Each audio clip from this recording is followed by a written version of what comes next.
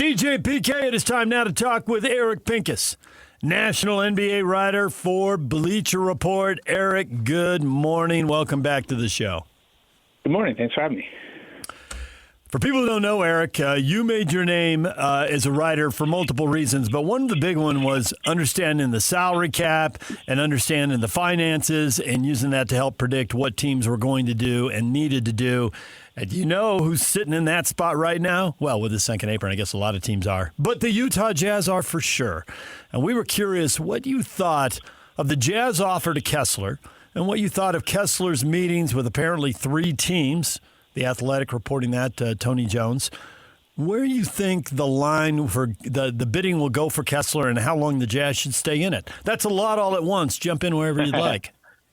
Well, I mean, to go backwards, like how long is an interesting question because he's restricted. And the reality is restricted players have a tough go. It is the toughest spot to be in as a player. So the team has the leverage to wait all the way until about October, technically. So time frame, it doesn't have to be a rush. I'm not saying it should go to October, but that's what we saw with guys like Jonathan Kuminga and Quentin Grimes and some of the guys last year who were restricted.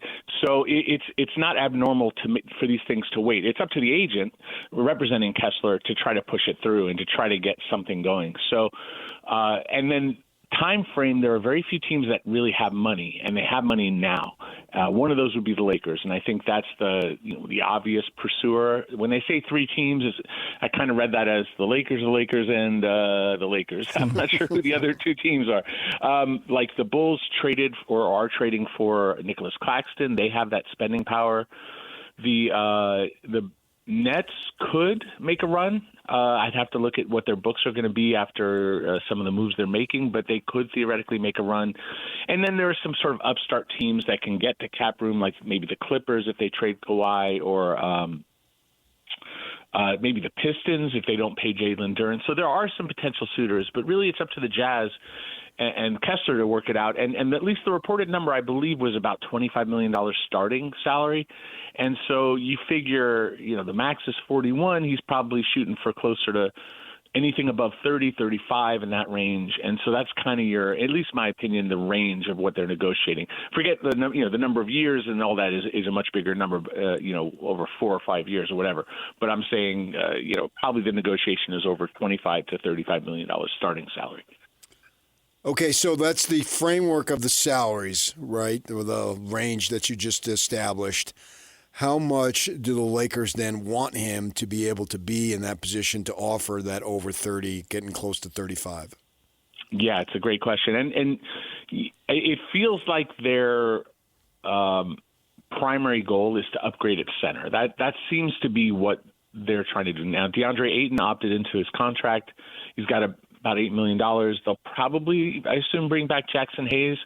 But to upgrade to Kessler, who's somebody that has been linked for at least 2 years, maybe longer, with the Lakers. There was a time where the Jazz considered trading him earlier and ultimately decided not to. And I believe the Lakers have been in on Kessler for all of that time. They want a rim protector, somebody who's got real height. How high they'll go is ultimately the question, and they could get to that if the demand was 35 or 32.5 or somewhere around there, something above 30. They could make what's called an offer sheet. And an offer sheet is it's a contract, but it's one that the Jazz would have a day to match, and that you could sign that with the Lakers on July the 6th, and so the Jazz would have until the 7th to decide. And then you're really choosing, do you want to commit that money and keep Kessler on what would be a 4-year deal, probably starting at around 32, 35, somewhere in that range.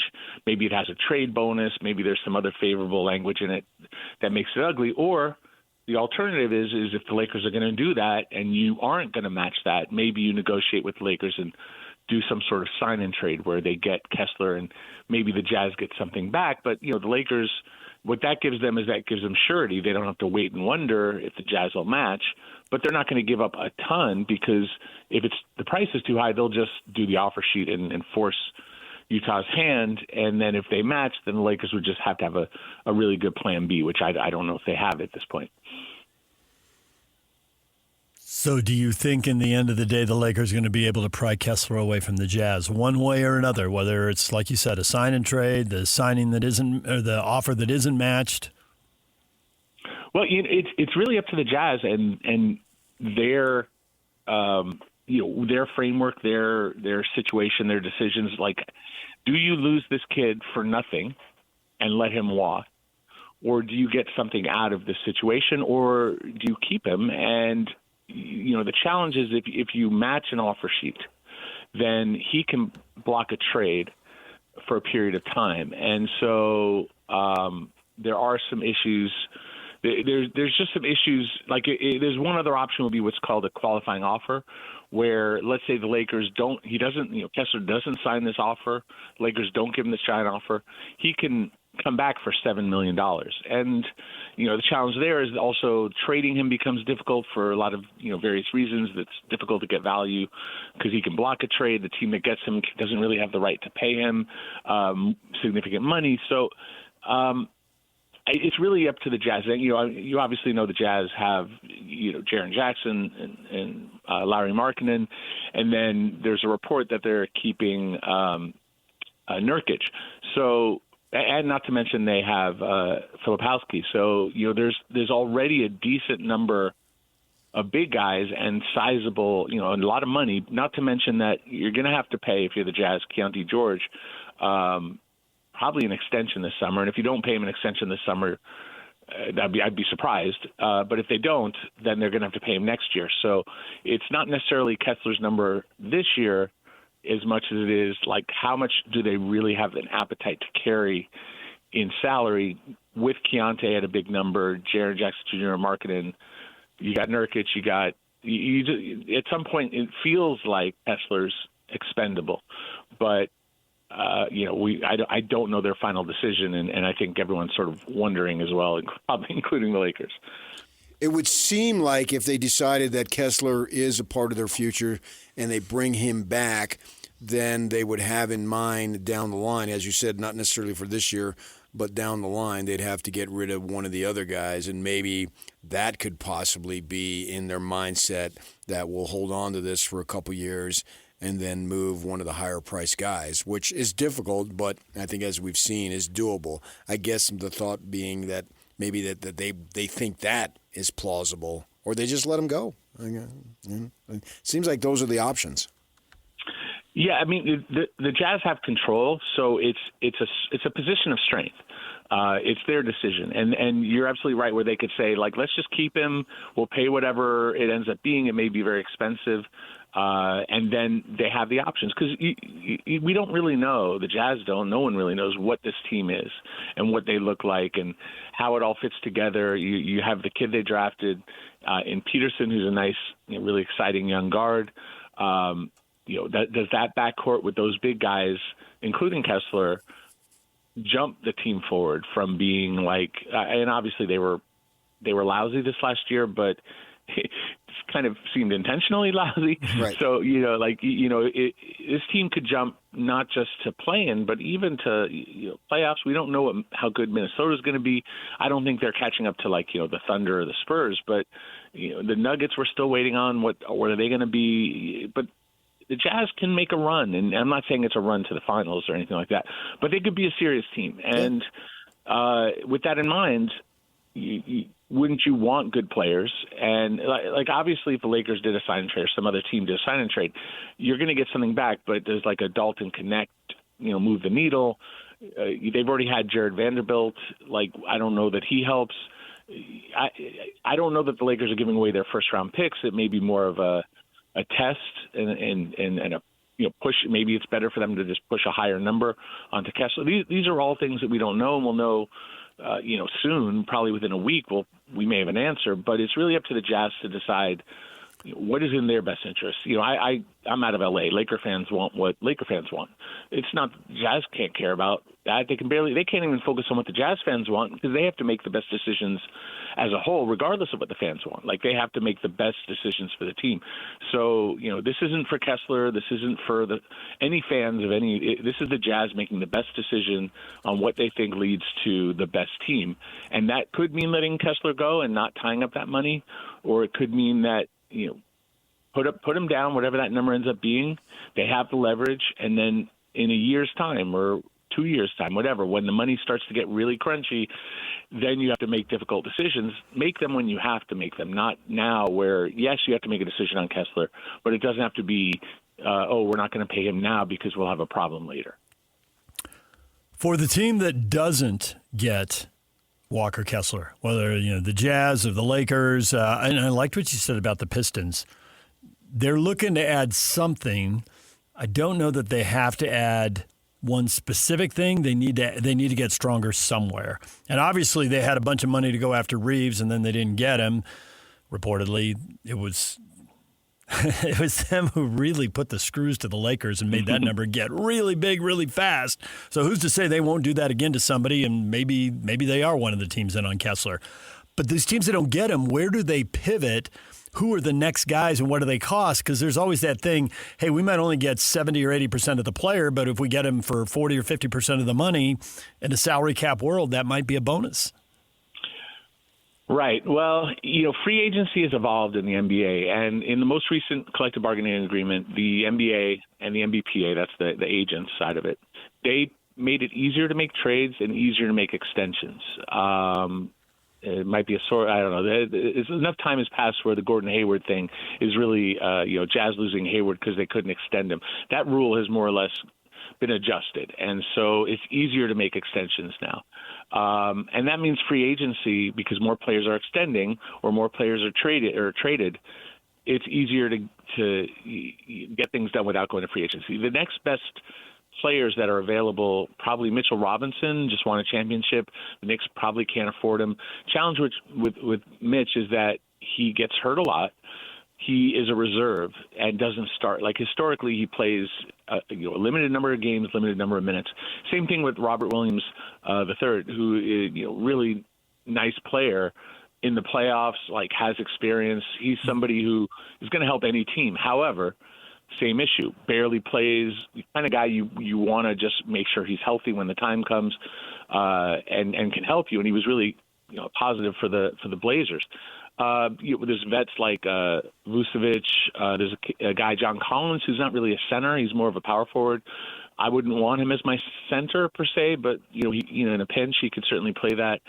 Mo Wagner may leave Orlando instead of staying in his brother's shadow. But Andre Drummond, the list starts to get Marvin Bagley, more of a power forward. Jock Landale. It's not like a great market, and we may find there's another trade to be had with some other center who needs to relocate, but it is not this robust market of there's these incredible players. But there's one other guy I'll mention. Try not to say it, Mamouche Kavili. I've been saving it because I'm not great at pronouncing his last name. And he's more of a power forward who can play some center, but he's somebody who's a good option, I think, for the Lakers as well. Or anybody who just needs he's a good scorer, he's tough, he's physical, thought he had a good year. So there's guys out there, Kevon Looney, there's guys, but there's no one on the other than Duren, other than someone stealing Duren. Those are the two mainline dudes who can start for you, who can do a lot. And Kessler is even a question mark, missed almost all of last year, but you're assuming that he's well past that injury. How about the Lakers and LeBron? Obviously the Warrior thing has been heating up, and what do you think is going to happen there relative to the money that they're going to offer and what he's looking for? Well, I don't think they can go back to LeBron at $50 million because all these conversations we're having, basically evaporate if they're paying LeBron that full money. They're paying Austin, they're paying Luka. They don't really, they have Ayton. There's just not a lot of money on their books outside, I guess, Vanderbilt. But if you put it all together with LeBron at $50 million, then there is no real chasing of Kessler and all these other things. So I think plan A, B, C for the Lakers is to find a way to upgrade properly around Luka Doncic. What he does is, he's a creating guard/forward, and you have Austin Reeves, who's a creator, creating his own shot, creating shots for others. That's what Luka does. Now you put in LeBron, and you're adding another creator who can score and create shots for others, and so it kind of works. They got to the second round, although Luka wasn't healthy, but it's duplication at that role, whereas they don't have anything else in the other roles. Like you need shooters, you need athletes, you need defenders, you need size. They have so many needs, and if they put all of that into LeBron, that's a problem. So if it's not 50, what's that number? And if the Warriors can only offer up to 15, can the Lakers offer 20, and that's enough for LeBron? And can they go spend on Kessler and or Dern or other guys and still have 20 million and pay LeBron 20 million? And it gets really dicey and really difficult really quickly. They start to potentially lose others like Rui Hachimura, who could leave, Luke Kennard. You start going down the list. Sounds like they're going to lose Marcus Smart.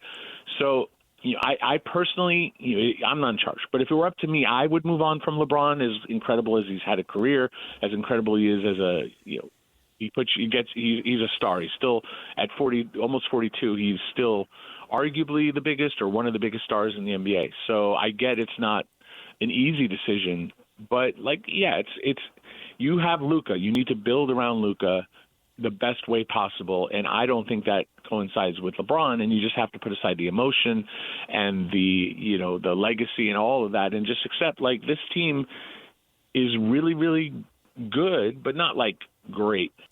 They're a good team. They're a second-round team. They're not going to be much more than that. So why run in place with LeBron when you really should be trying to build something that could be more than just a good team and maybe a great team? Not saying they'll get to a great team, but from the motivation point, that's what they should be striving for. The goal should always be to chase the championship, but that can't be a next year thing for a lot of teams. That has to be more of a 2, 3, 4 years. There's just too much to be done. So the next thing in the West seems to be, well, get out of the play-in, get to the top 6, avoid Oklahoma City and San Antonio in the first round, and don't mess around with the play-in. Have some days off and get your guys healthy. Denver's been living in that space. The Lakers, Rockets, and Wolves were there this past year. Who do you think is falling out of that space? Who is moving in? If the Warriors get LeBron, could they move into that space? Do you see a world where the Jazz could or somebody else? Portland and Phoenix were 7th and 8th in the regular season. They didn't miss by much. Who's in the top 6 in the West? And I know you got to project here because rosters aren't set. Yeah, of course. I mean, the challenge is, of course, health, and not everyone's going to be healthy, and that's where Luka wasn't healthy, KD, and you start going down the list of other guys who were Steph not being healthy, all that kind of stuff, Jimmy Butler. But let's say health. And so, OKC, San Antonio are the top 2, and so we have room for 4. If I were to say today, based on what we know, it's the Rockets are in there. They're going to get Fred VanVleet back healthy and Adams, and they're already a very, very solid team. Imperfect, no doubt. All these teams are imperfect. I'd be curious about the Suns. I think they have a shot. I'm not sold yet on what the Timberwolves are pivoting to with LaMelo Ball. It could work and it could be spectacular. I'm not sold on it.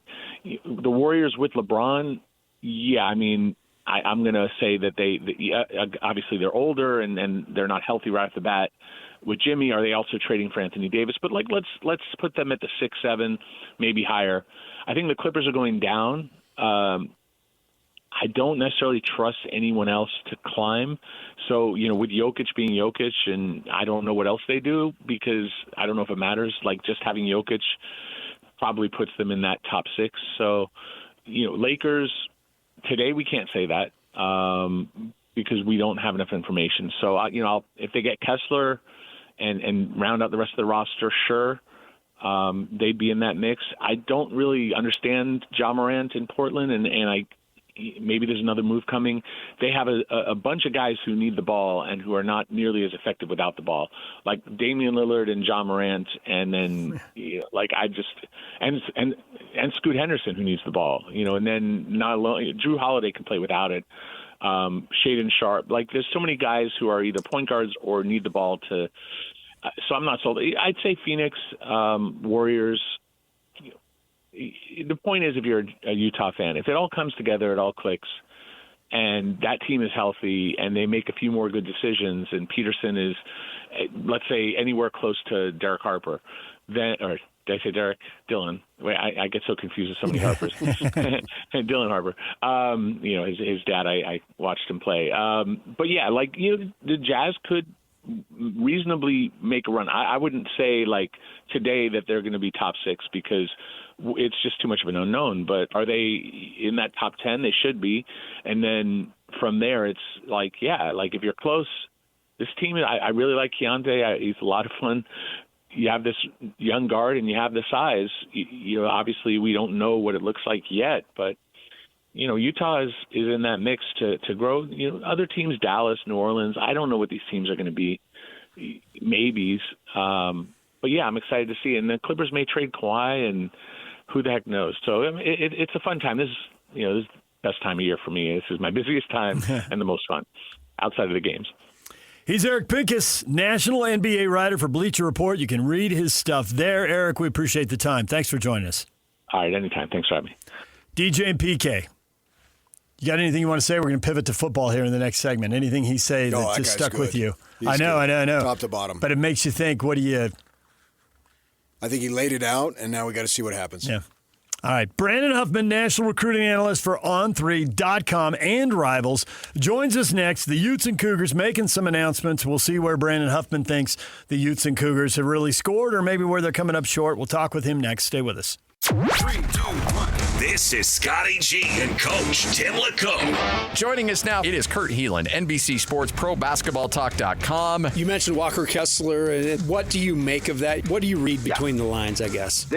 Look, it sucks to be a restricted free agent in the modern NBA because your leverage is largely gone if the team that has your rights lets it be known they're going to re-sign you, which is rightfully what Utah is doing. Does it drive down his market? Yeah, that's kind of the point too. But the reality is they're not letting him go. They can match and force a sign-in, at worst, force a sign-in trade and get back other things they want. So I think this is the agent trying to, we're not happy. At the end of the day, the sides will come to a number and agree to it. And if he's really frustrated, you push for a shorter deal. You try to get back on the market sooner, and maybe Danny's good with that, and you figure something out. Catch Scotty G and Coach weekdays from 10 to 2.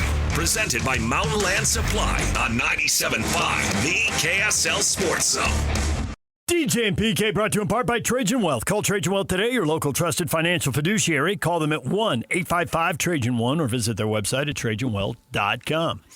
I bet there are a lot of people who work at Trajan Wealth who would like to know how the recruiting is going for Utah and BYU. And fortunately, we have Brandon Huffman here, national recruiting analyst for On3.com and Rivals, to talk about exactly that topic. Brandon, good morning.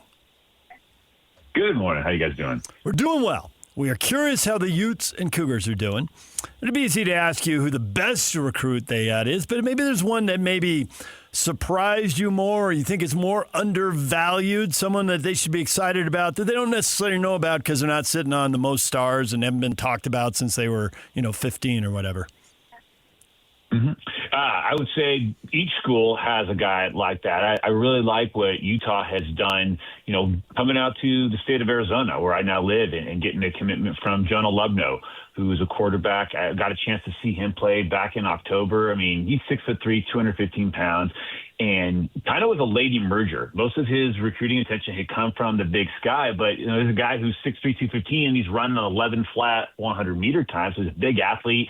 Wasn't blessed with enormous amounts of skill position talent, and Utah kind of played the long game, obviously understanding that Brody Rudnicki, who they had targeted, was going to serve his mission and wouldn't be a 28. So they made sure that they got a 27, and they got Lubno, who's a big athletic guy who can run, which I know Utah is looking for in a quarterback. They want somebody that can get around and move out of the pocket. But now if you can get it from a guy who's 6'3", you're absolutely going to take somebody like that. And then I think on the BYU side of things, I really like Titan DeJong. I think he could play a number of positions. I think he's just a football player. And I think that's one of those phrases that, I throw around when a guy is, you put him in a position, he's going to make a play, whether it's on offense, whether it's on defense, but he's just a guy that's a football player. So I think from a value standpoint of a couple of guys that aren't necessarily rated super high, those are guys that I think are going to do some damage for the Utes and the Cougs respectively.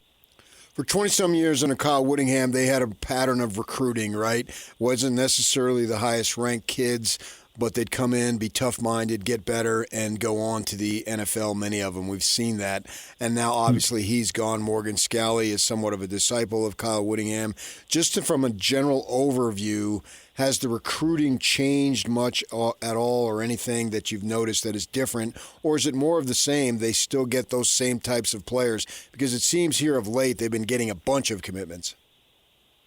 Yeah, it's funny you say that because we were just having this conversation up at the opening finals this weekend that nobody has consistently made recruiting sites look bad than Utah. They go get a player that nobody knows of or that they beat out maybe some, G5 schools for, and then they develop that guy into a draft pick or they develop that guy into a conference player of the year. And so I think that that's what Utah's always going to do better than just about anybody in the country is evaluate and develop. And I think that even though there's been a changing of the guard from a staff point of view, I don't think that that's going to change from a mentality point of view. I think that's at times you see, there's exceptions like a Kirby Smart and a Dan Lanning, a couple of defensive guys who, have the resources available and the draw nationally to go get elite classes. Nick Saban did as well. But I think a lot of defensive coaches, they want to win with an identity. They want to win with toughness. And they're going to go find guys that fit what they want to do schematically and aren't necessarily the guys that have the most stars, that aren't ranked the highest. But they're going to be the guys that they know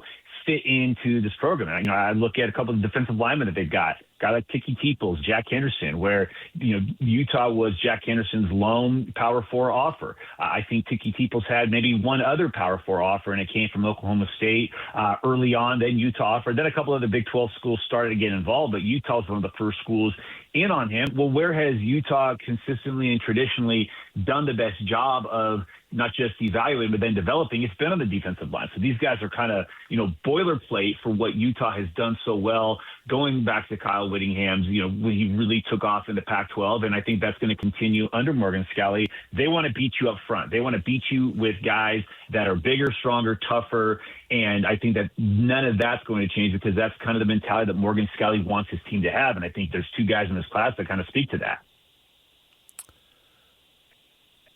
Over the time Kyle was here, we got used to exactly what you said as far as the line of scrimmage. The secondary was always really good. Over time, he upgraded the linebackers and the tight ends. Running backs were usually really good. There were two positions he struggled to recruit. One was quarterback, one was wide receiver. Now, quarterback got better. They got 2 really good years out of Huntley, and he started for 3. And they got 2 good years out of Cam, and he was hurt 3 other years. And they just got a good year out of Dampier in the transfer portal. So quarterback was getting up to speed, and you've addressed that a little bit with the kid they signed out of Arizona. Wide receiver never got figured out. Is there any sign that Morgan will recruit wide receiver differently and better, or should we just think, hey, the acorn didn't fall far from the oak, and you're not going to be perfect, so that's just going to be a bit of a struggle there, but they're going to be good at a lot of other positions? No, that's actually a great segue because one of the commitments that they got on Monday was from Darnell Jackson out of Texas, a speed guy. I mean, a guy that can flat out run, 5'11", 165 pounds, but he's got some juice, he's got some acceleration, and I think that that's the kind of player that if you're Utah, you want. You want a guy that's going to be able to stretch the field. You want a guy that can give you options rather than maybe getting a bunch of possession receivers, guys that are going to move the chains, guys that are really good at downfield blocking to allow you to run the ball, but you need some weapons that are going to be able to stretch the field and get separation and allow you to go vertical. I think if you look at the Big 12 and how it's been, clear in the last couple of years that, you've got to be able to have some offense in order to compete in the conference. If you can add some speed, and I think this is where Utah already having a tie into the state of Texas well before they joined the Big 12, again, pays off going down into Texas to get Jackson. But then they also have a Dylan Sykes, a bigger receiver out of Southern California. They got Jackson Nikahu from right there in their backyard at Davis High School, who is another kid that can run. He's not the biggest. He's about 5'11", 185, but he can run too. So I think that there has been a kind of a clear expression of desire to get speed at the receiver positions. And, they're not going to go away entirely and become this, air raid, run and shoot offense like we saw in the 90s and the 2000s in college football. But they're going to be adding a lot more passing to the offense. But I still think at the end of the day, again, most defensive coaches, they want to win by just punishing you at the line of scrimmage. And that means they want to run the ball down your throat 80% of the time that they can. However, you've got to have some diversity in the offense from a scheme standpoint. So I think that that's been a clear addressing by Utah this cycle, and I think it's being met. Who's doing well recruiting-wise in the Big 12? I mean, the easy answer is always going to be Texas Tech, because I think they're recruiting with a completely different set of circumstances in their favor. And I think that they're, obviously it doesn't hurt that they won last year. It doesn't hurt that they've got the resources to do so. But I also think what helps them is even before it became clear that they had the resources at their leisure, is that Joey McGuire, being a head coach in the state of Texas as a high school head coach, gave him connections everywhere. So, they're one of those schools, though, that they're not just recruiting well from a conference standpoint. They're the only Big 12 school right now that is currently finding themselves in the top 25 and even the top 30 nationally until you get down to Kansas State. And I think a lot of that has to do with the fact that Texas Tech is becoming a bigger name brand. It sure seems like we've spent this entire offseason talking about Texas Tech in some capacity, whether it was Braden Sorsby, whether it was Joey McGuire, whether it was Cody Campbell, whoever it is. But these kids are seeing that Texas Tech made it to the playoffs last year. They just saw one of their players get drafted in the second round, even though he's technically a Stanford grad, in David Bailey. But they're also seeing that Texas Tech has the resources, which is driving a lot of recruits' interest in the Red Raiders. So I think they're just on a different level right now because they've got a lot of things working in their favor, to catch my drift. Brandon Huffman joined us, national recruiting analyst for On3.com and Rivals.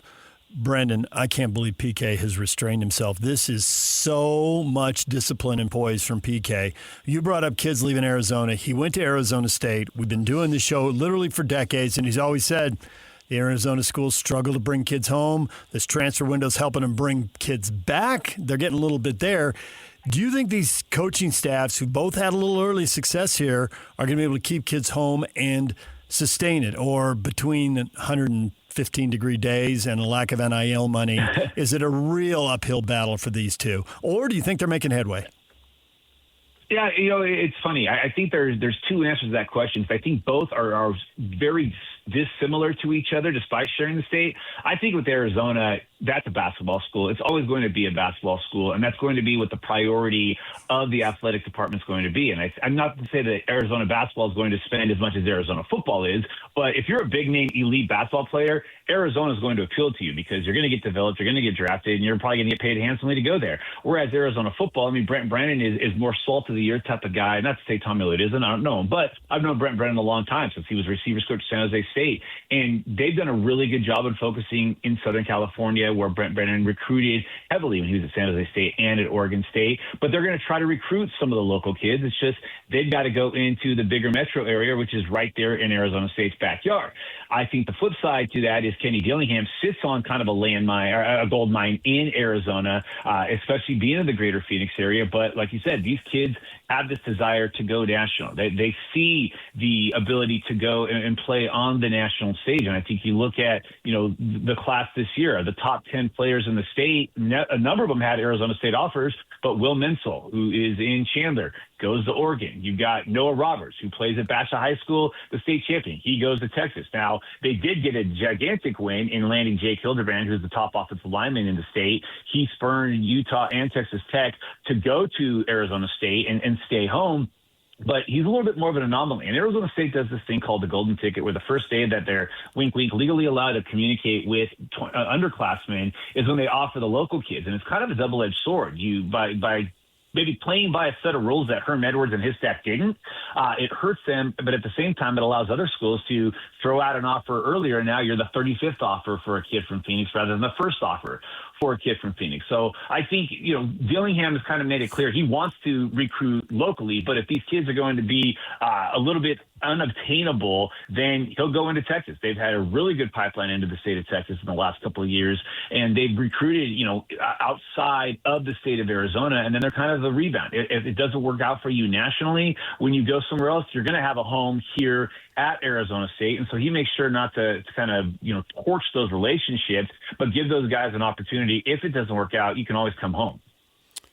Brandon, we really appreciate you joining us, and this interview isn't over yet, but I want to establish some groundwork going forward. We never on this show, as an Arizona State grad, say the name Herm Edwards. If you must say it, it is preceded by an expletive, and you know the expletive, so we'll just leave it at that. Yeah, it's a holy day. I didn't want to use it on, and I didn't want to get banned from the show. So those are the ground rules going forward as a loyal Sun Devil. How much has the transfer portal changed high school recruiting? I get that question every single year because you see the tweets that the transfer portal is killing high school recruiting. I don't think that's true because the reality is these guys have to come from somewhere, right? I think what it's done is it's 100% sped up the recruiting process. Now, obviously, we used to be in an era where the first Wednesday of February was signing day. Then it scooted to the third week in December to be the first day that you could sign. Now it's the first Wednesday in December that could actually put pen to paper. But tomorrow, July 1st, is kind of the unofficial signing day. I mean, Rivals is doing a summer signing day show because 90% of classes are going to be done by tomorrow. These schools want their heavy lifting done. They want to be able to go to the lake or the river or the beach in July before they get back in time for fall camp. All the camps are over. The dead period's in place. So I think that schools want the majority of their roster or their recruiting class done so that way those personnel directors can spend the entire fall watching college football games around the country, and especially, the G5 level or the FCS level, and find out who are the guys that we want in the portal when they come. Now we're seeing that the portal is opening a day earlier this year. It's going to, as I saw last week, it's going to be voted on, but now it looks like it's going to open on January 1st as opposed to January 2nd. And instead of it being a 15-day window, it's going to be a 10-day window. So it's going to make the urgency that much greater. But the reality is all it's doing is it's making better recruiting classes for G5 schools, for FCS schools, for Division II and Division III. I mean, Trinidad Chambliss, y'all saw it, take him to his team to the semifinals last year. He was a Division II quarterback out of high school. What's happening now is that those smaller schools are getting better players out of high school because instead of signing 25 guys in a class, schools might sign 18 guys in a class. Well, that means the trickle-down effect is now allowing for better classes. The problem is those FCS schools are only going to get that kid for 2 years instead of 4 years like they used to. If you watch the division or the FCS national championship game last January, I think Twitter was mostly abuzz about saying, oh, well, this running back's going to look really good at, this Power 4 school next year. Oh, this quarterback is going to be awesome as the starter at this Power 4 school. You're even seeing, P4 schools dealing with that. I mean, how many times last year would I watch a Cal game and you'd see Twitter saying, oh, the next Miami quarterback, Jaron Chiave-Songapolatelli, having a great night tonight in this ACC after dark. So the portal has certainly allowed for schools that have done a terrible job of evaluating and an even worse job of developing get bailed out by getting a player that somebody else evaluated and was able to develop. But the reality is, without schools shutting down their football programs, those schools are still having to sign players. So recruiting, it's just moved the calendar a little bit. It's moved the goalposts a little bit, and it's recalibrated the expectations of maybe that next tier of player who in the old days might have been a late add to a class. He might be going down a level to start. Brandon, we appreciate the time, the perspective, and all the energy. Just remember the Herm Edwards rule when we have you back on. Noted, and will never happen again. Thank you, Brandon. Brandon Huffman, National Recruiting Analyst for On3.com and Rivals. You can read his stuff online. Thanks to him for joining us. We're going to take a break. When we come back, your feedback. A lot of people with a lot of things to say about Walker Kessler and about Nurkic and the Jazz center position. And we'll get to that next. Stay with us. Join Scotty G and the coach Tim Lacombe today from 10 to 2 at Tim Dolly Mazda, 10785 South Auto Mall Drive in South Jordan. Multiple questions, lots of answers. Does adding LeBron James and Anthony Davis to the Warriors work for you? Captain Cody. Nobody cares, Dave. It's time to stop with this NBA crap and move on to football. Big 12 Media Days are next week. Those are facts. We'll get to that next week. Hold your horses. Right? Or in your case, saddle up your horses because you're riding to Texas. Yeah, I think I'm flying, but... Yeah, well. Leave a little room for a little creative interpretation.